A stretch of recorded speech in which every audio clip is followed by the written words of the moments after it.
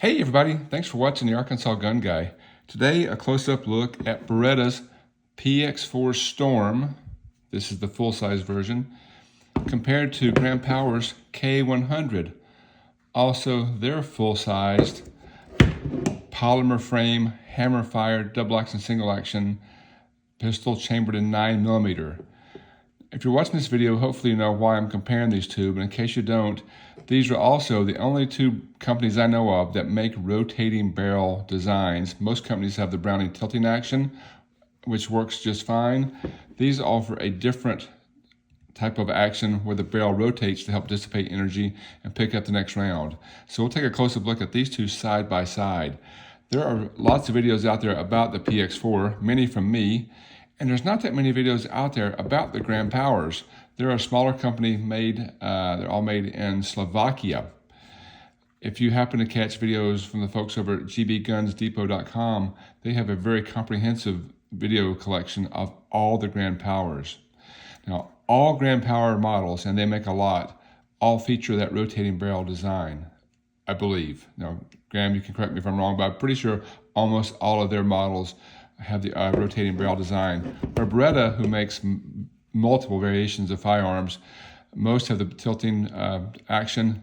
The PX4 is the only one that has the rotating barrel design, and they're full size and they're compact. So I've not seen any videos out there comparing the two. I fell head over heels in love with the Beretta this year after watching videos online and seeing how flat it shot. I had never found one at my local dealership, my local gun store, until they had one and saved it for me. And once I picked it up, I was in love with how it felt in my hand. So these guns have all been safety checked, just so you know, but so YouTube doesn't yell at me. So the gun felt phenomenal in my hand, so I picked it up and gave it a try. The trigger was good, it shot great, and this version has actually been modified since I bought it, sent to Langdon Tactical for some work on the multifunction lever here, the sights, but most especially the trigger.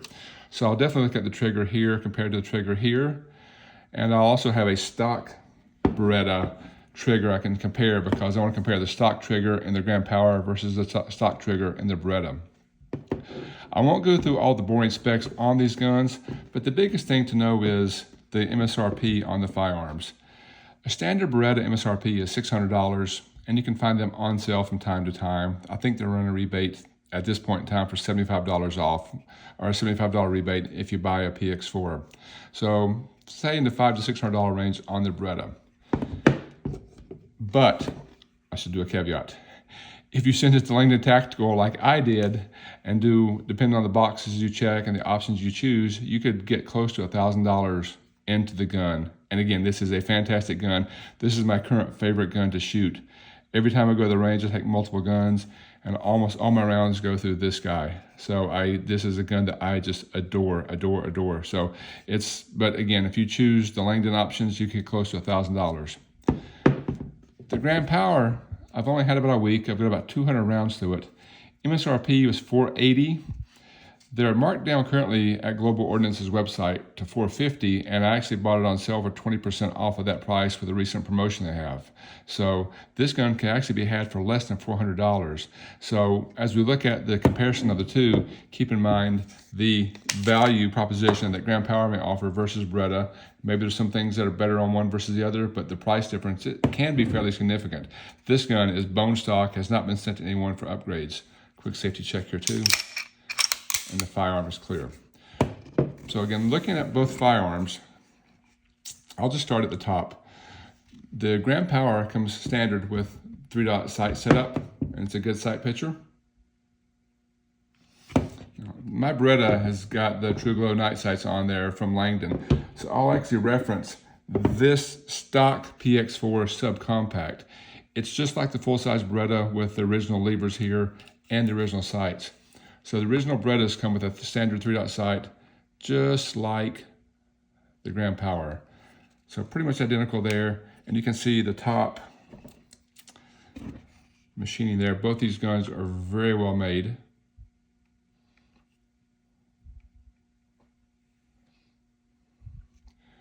Then going down the sides, let me look on the left side. The Beretta Catches some flack for having a slick type finish here, and many people put Talon grips on there. You'll see that the Grand Power has some striations on there already. But I've had no issues with this firearm keeping traction on the gun and being able to control it. So I've not gone for the Talon grips there. So the Beretta is very much a right-hander's gun only, nothing on the left-hand side. Mag releases on the other side, slide stops, slide catches over there. So that's one big difference, because the Grand Power, for a lefty like me, this is pretty cool, is 100% ambidextrous. So again, I mentioned there's more texturing here, and it goes on both sides, but you notice both sides have the safety and decocker, or safety rather, as your safety, and your slide stop, slide catch, as well as your mag release is not reversible, it's truly ambidextrous. You can pop it out with, oops, wrong magazine, sorry, yes. You can pop it out on the left side or right side. So being a lefty, I do love the ambidextrousness that the Grand Power offers. But again, this gun shoots fantastic. I've had no issues with battery of arms, ejecting, stopping the magazine, or anything else. But it is nice that this gun is ambi. I also find it interesting, both guns have that single pick rail up front. So I'm so used to having a multi-pick rail up there in the front, but both these guys have just a single slot up there. You'll see that the Beretta looks a bit shorter, and it is a bit shorter if you compare them side by side. So you see that, and I won't do all the boring specs. If I can, I'll try to post them in the comments below. But slightly longer for the full-size K100 versus the full-size PX4. But the Grand Power does have this nice dust cover overhang here, which is very reminiscent of like a SIG 226 or M11A1. So that's very neat. While I'm here, I'll go and take a look at the Grand Power under the trigger. So you've got some striations here where you have more of a rounded trigger guard on the Beretta. Nice big undercut here, so you can easily get a big purchase on it, a good purchase on it. Beretta doesn't seem to have as deep of an undercut, but this gun to me fits very nicely in my hands. Now, we also looked at the grips earlier. You have checkering on the front and back strap of the Beretta, but nothing on the sides. Again, many people don't like that and choose the Talon grips. You do have some texturing here on the Grand Power, not too aggressive. Again, I've shot 200 rounds through it. It's been a good shooter. I've had no trouble with slippage. You do have the horizontal stripes there, and then stippling all around. While we're looking at the back, both guns do offer interchangeable back straps. Both guns right now are fitted with medium back straps. The Beretta comes with a small, medium, and a large. The medium has felt great in my hands since I bought it, so I've never tried to change it. The Grand Power comes with 4 back straps, actually. I do believe this is the medium. There's a small, a large, and also one that has an extended beaver tail on there. I've not tried to replace it either, because again, this gun felt great in my hand and shot great. So on the externals, that's kind of how they compare side by side. One big key difference in the two, though, is the safety features. The Grand Power is a safety only. They don't have a decocker on there. So you have a chamber, you have a round in the chamber, you have to carry it cocked and locked. You can't drop the hammer without doing this, which I would always be very hesitant to do. So this gun is very much designed to be carried cocked and locked, which makes sense because when I look at the trigger, the double action trigger pull on this guy is incredibly heavy. Single action is first class, but the double action is very heavy. So I don't know of a reason you would ever carry this gun or shoot this gun in double action. It's meant to be carried cocked and locked. I have read somewhere that there are decockers available, but I'm not going to try to switch this out and make it into a decocker. The Beretta, on the other hand, is meant to carry with one in the chamber. It does have a safety and a decocker, but the safety decocks the firearm. So again, you get around in the chamber. This is on fire now. If you drop it down to safe mode like this, it decocks the firearm. And you can carry it with the round in the chamber on safe, but then you have to remember to sweep up and be ready to shoot. But the preferred carry option here is with one in the chamber with a heavy double action first pull and then a much lighter single action shot after that. So I prefer to carry with a double action, single action, one in the chamber versus cocked and locked. 1911 guys love cocked and locked. Neither's probably wrong, personal preference, but you don't really get a chance to carry this guy, double action, single action. And while we're talking about that, let's go and look at the trigger. If you did carry this with a double action first pull, it's going to be heavy. The pull here is incredibly heavy. I actually used my trigger gauge, and it went to 11.5 pounds, and then it went actually out of measurement. So it's at least 11, if not 12-pound trigger pull. Very, very heavy. Versus the Beretta, which has a lighter trigger pull. Again, this guy is every bit of 11, if not 12 pounds. The Beretta is actually closer to 6.5 pounds, 6.5 pounds. Again, this trigger has been sent to Langdon Tactical with a lighter hammer spring in there. So it does have a lighter trigger pull, but the standard trigger, which is on this PX4 subcompact here, again, safety check. The standard trigger here is about 7 pounds. Very easy first trigger pull. I mean, for a double action, you know you're pulling the trigger, you're not gonna pull on accident, but the double action pull is actually way better on the Beretta. But this is my most favorite point, how I was surprised at how good the single action trigger is on this guy. So the trigger on my PX4 has gone to Langdon Tactical, and it is magic, it's special, it's out of this world. I love it. It is fantastic. We'll look at it in a second. The stock trigger, which is in this PX4, wasn't bad, so I'm going to start here. Actually, you know what? I'll start here.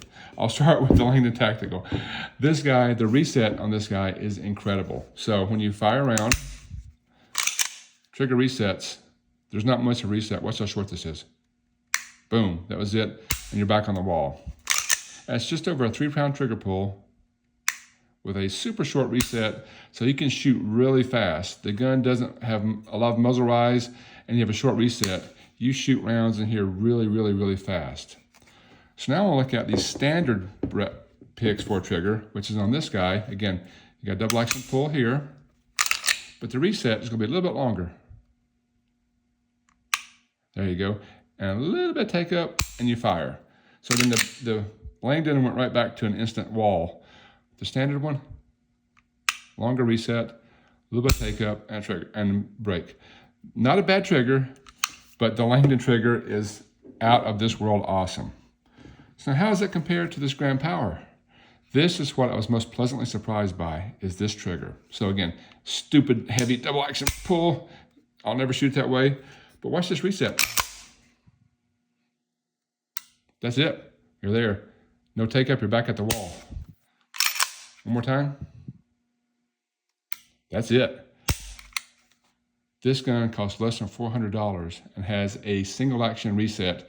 It's about 3 pounds, 8, 9 ounces. This guy's just over 3 pounds, but the reset is almost identical. Let's look at them compared to each other again. So reset is here, nothing, and right back on the wall. Right back on the wall. Trigger here, nothing, right back on the wall. So again, I had to pay extra for that. I had to ship it to Langdon Tactical and have that installed with some other features. They do offer drop-in trigger kits. If you're somewhat capable as a gunsmith, you can do that yourself. But I had to pay more to get a trigger that comes pretty much standard on the Grand Power. So I still love my Beretta trigger the most, but I don't hate that Grand Power trigger at all. That is a tremendous value for a gun that was sub $400. So fantastic, fantastic trigger, single action trigger on the Grand Power. Another big difference is on the PX4, this is designed to be kind of modular in that you can change everything about it. The trigger system is pretty easy to drop in and out. You can change hammer springs fairly easily. You can change the trigger bar. You can change sight. You can change pretty much anything on the gun, and it was designed that way. I don't know about the Grand Power, what all can and cannot be changed. So I don't know about the modularity or just the gunsmithing ability for the Grand Power. Now, one other thing, and that's the reason actually I got the gun, was because of the rotating barrels inside there. One thing I'll show you from the outside is that the barrels rotate in different directions. The Grand Powers rotate clockwise. You can see the action shifts that way. Versus the Grand Powers, which rotate counterclockwise, that way. Again, locking both guns back, you can see that the barrel stays straight the whole time. There's no muzzle rise like you would have on a tilting barrel design. The firearm just stays straight as opposed to tilting back down here and here.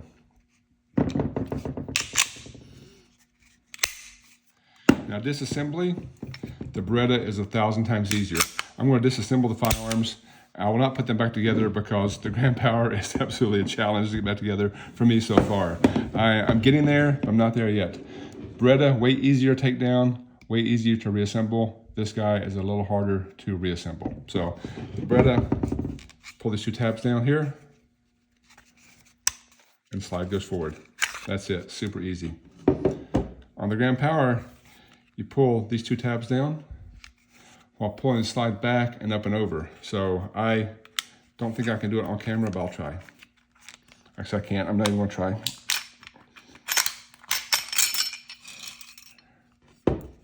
So a couple big differences inside here. You'll see that the gram power comes with the grip module, and the guide rod is in here already. This is the only other thing I'm not nuts about in the gram power. I don't know how to get this out in case there was ever a need to. I guess you could drop this pinned in here, but that looks, this is polymer, and I'm not sure why that's made that way or how sturdy it is. I've read reviews of, you know, lots and lots of guns with lots of rounds through there, so I suppose it is durable, but that seems kind of different to me, whereas the PX4 has a locking block, which we'll look at, that the gram power doesn't have, but it has a captured guide rod. This is a polymer guide rod as well. They also make a steel option, but this is much easier to replace if you had to. So inside the gram power, put a magazine cartridge in here. Get the right one again. You can see how the ammo feeds directly into the barrel as the barrel sits on there. And this guy has this rotating, this stainless part here that spins, and that's what helps rotate the barrel around. So feeds straight in, rotates that way. I also do love the fact that all gram powers have the person who assembled the firearms initials in there. So if there's ever a question about craftsmanship, they know who made the firearm. I think that's a pretty nice feature. Again, inside the Beretta, you saw that it doesn't have that spinning device. It actually has a locking block, and the barrel rotates around this guy here. We'll look at the barrels in a second. Looking at the Beretta grip module, again, this trigger system just drops straight in. Trigger bar is pretty easy to pop out. So very much a modular gun. And again, here too, the ammo feeds straight into the barrel from here. There's no tilting down for it. So there's, look at how the ammo feeds in. Small little feed ramp there, which you really don't have a feed ramp. I guess there's a small feed ramp right there on the gram power. So, and then inside here, we'll look at the barrels and inside the slides. First, the gram power. If I can rotate them out of there.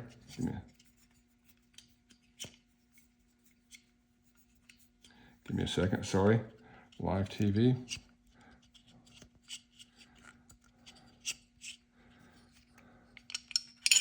Here it comes. Sorry, guys. So this is the barrel of the gram power on the left. And the Beretta, on the right, rather. Gram power on the right, Beretta on the left.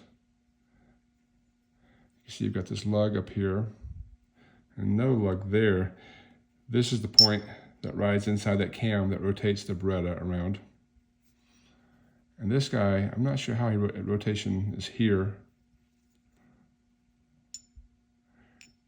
Again, notice both barrels do not have a feed ramp on there. So just a close-up look at both barrels. And then inside the slides, hopefully I can get the lights correct in here. The Beretta has several grooves in here that the barrel rotates on. Here and here.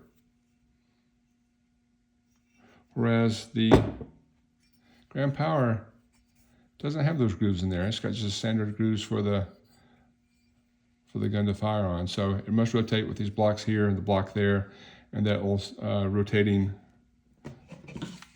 pin here. So that's just a close-up look inside of the Beretta and the Gram Power PX4 Beretta and K100 Gram Power. If you have experience with both guns, I'd love to see what you think about both of them. One more thing that's very important. I took this guy to the range, the Gram Power. My first 200 shots were just as accurate as my first 200 shots. So I've actually got about 1,200 rounds now through the Beretta. The gun I really shoot as well as anything right now, and this gun that cost less than half as much shot just as well. So shoot them both equally well. They both have really cool design. Big fan of both. If you're a fan of the Beretta, you should check out Gram Power, see what you think. It's a really good gun. So I'll have a long-term follow-up to see if the Gram Power eventually wins out my heart over my beloved PX4. And maybe I'll just carry them both off and on, or use them both at the range, because they're both awesome guns to shoot. Thank you guys so much for watching the Arkansas Gun Guy.